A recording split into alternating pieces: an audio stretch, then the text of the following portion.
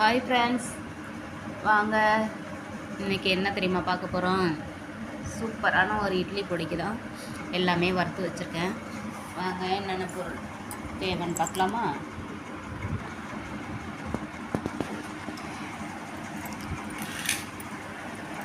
பாருங்கள், இது வந்து பச்சரிசி வறுத்து வச்சுருக்கேன். உங்களுக்கு இந்த அளவுக்கு தான் கலர் வரும். பச்சரிசியில் புழுங்கல் அரிசி தான் இன்னும் கொஞ்சம் ப்ரௌனாக வரும். சரிங்களா? பச்சரிசி போட்டால் ஃப்ளேவர் நல்லா இருக்குங்க உங்களுக்கு. அடுத்தது பார்த்திங்கன்னா உப்பு, அதுவும் நம்ம ட்ரையாக பாருங்கள், ஈரப்பதம் இல்லாமல் நம்ம வறுக்கணும். பாருங்கள், நம்ம உப்பில் ஒரு ஈரம் இருக்கும் இல்லையா, அது இருக்காது. இந்த மாதிரி வறுத்துட்டோம்னாக்க எல்லாமே சிம்மில் வச்சு தான் வறுக்கணும்.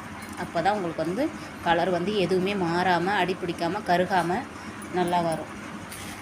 அடுத்தது பாருங்கள், இது வந்து 3 ஸ்பூன் கடலைப்பருப்பு, 2 ஸ்பூன் துவரம் பருப்பு. இது ரெண்டுமே பாருங்கள், ரெண்டுமே ஈவனாக வறுக்கணும். பாருங்கள், கருகக்கூடாது, நல்லா ப்ரௌனாக இந்த மாதிரி வறுக்கணும். எல்லாமே இது ட்ரையாக தாங்க வறுத்துருக்கேன். ஒரு 4-5 பொருள் நம்ம ட்ரையாக வறுக்கணும். எது ட்ரையாக வறுக்கணும், எது எண்ணெயில் இது பண்ணணும்னு சொல்கிறேன். இது வந்து ட்ரையாக வறுத்துருக்காங்க. கருப்பு உளுந்து பார்த்திங்களா, இதுவும் ட்ரையாக வறுத்துருக்கேன். எல்லாமே ஆறிடுச்சு, வறுத்து ஆற வச்சுருக்கேன். பாருங்கள், இந்த அளவுக்கு நல்ல வாசனை நல்லா வர மாதிரி வறுக்கணுங்க. சிம்மில் வச்சு தான் வறுக்கணும். பாருங்கள், கட்டி பெருங்காயம், இதுவுமே எண்ணெயில் பொரித்து தான் வச்சுருக்கேன். எண்ணெய் 1 ஸ்பூன் எண்ணெய், அவ்வளவுதான். அதுக்கு மேலே நம்ம இந்த வறுக்கிற பொருளுக்கு யூஸ் பண்ணக்கூடாதுங்க. 2 துண்டு கட்டி பெருங்காயம் வச்சுருக்கேன்.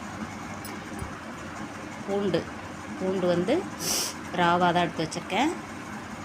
ஓகே, பாருங்கள், மிளகாவை வந்து நல்லா, இது ஸ்பைசியான மிளகாங்க.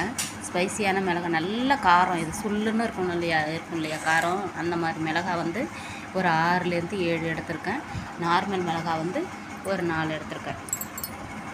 இது வந்து கொஞ்சம் கலர் கொடுக்கணும். கொஞ்சம் லைட்டாக கொஞ்சம் காரமாக இருந்தால் தான் நல்லாயிருக்கும். ரொம்ப காரமாக இருந்தால் பிள்ளைங்க சாப்பிட மாட்டாங்க. அடுத்தது பாருங்கள், ஃப்ரெஷ்ஷான கருவேப்பிலைங்க. காஞ்ச கருவேப்பிலை இல்லை, ஃப்ரெஷ்ஷான கருவேப்பிலையை அந்த 1 ஸ்பூன் எண்ணெயிலேயே பெருங்காயமும் வறுத்துட்டேன், மிளகாய் வறுத்துட்டேன். மீதி கொஞ்சம் இருக்கும். அதில் வந்து லாஸ்ட்டாக நம்ம எண்ணெய், கருவேப்பிலை வந்து நம்ம அந்த எண்ணெயை அப்படியே வந்து அப்சர்வ் பண்ணிக்கோம். அதுக்காக தான் நம்ம லாஸ்ட்டாக போட்டு இந்த மாதிரி ட்ரை பண்ணோம். உங்களுக்கு சத்தம் கேட்குது பாருங்கள், பார்த்தீங்களா? இந்த அளவுக்கு வந்து நல்லா இது ட்ரை ஆகுங்க. நல்லா